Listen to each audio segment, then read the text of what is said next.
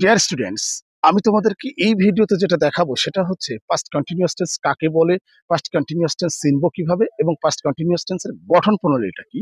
যদি এই ভিডিওটি মনোযোগ দিয়ে দেখো তাহলে খুব সহজে বুঝতে পারবে। তোমাদেরকে প্রথমে এটা মনে রাখতে হবে, অতীতকালে কোনো কাজ হচ্ছিল বা চলছিল। অতীতকালে কোনো কাজ হচ্ছিল বা চলছিল এভাবে বোঝালে সেটি হচ্ছে পাস্ট কন্টিনিউয়াস টেন্স।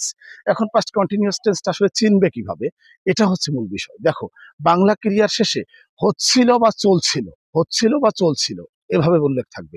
বাংলা ক্রিয়ার শেষে কোনো কাজ হচ্ছিল বা চলছিল এভাবে উল্লেখ থাকবে।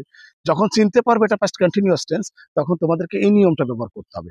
সাবজেক্ট প্লাস সাহায্যকারী ভার্ব হিসেবে ওয়াজ অথবা ওয়ার প্লাস মূল ভার্বের সাথে আইএনজি যোগ প্লাস অবজেক্ট। চলো এবার আমরা উদাহরণ প্র্যাকটিস করি। যেমন, তারা স্কুলে যাইতেছিল, they were going to school.